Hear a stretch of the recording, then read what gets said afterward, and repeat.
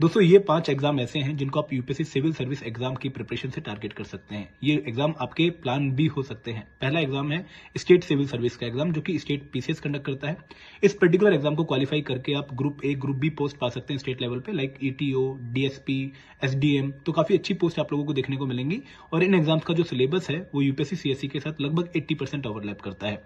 तो दूसरा एग्जामिनेशन है UPSC EPFO APFC EO examination. इस पर्टिकुलर एग्जाम का जो सिलेबस है वो यूपीएससी सीएससी से लगभग 70% ओवरलैप करता है।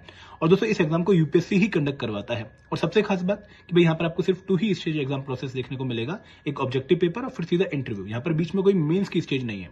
तो तीसरा एग्जाम है आरबीआई ग्रेड बी का एग्जाम, जो कि एक मैनेजर लेवल पोस्ट है रिजर्व बैंक ऑफ इंडिया में। ये एग्जाम रेगुलर कंडक्ट हो रहा है। और दोस्तों सबसे खास बात कि भी इस एग्जाम का सिलेबस आपसे लगभग 50% सेम रहेगा।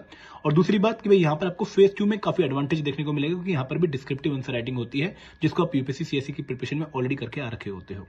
दोस्तों चौथा एग्जाम है नाबार्ड ग्रेड ए का एग्जाम, जो कि असिस्टेंट मैनेजर पोस्ट है नाबार्ड में। और यहाँ पर भी आपका जो सिलेबस है वो लगभग 60% ओवरलैप करता है।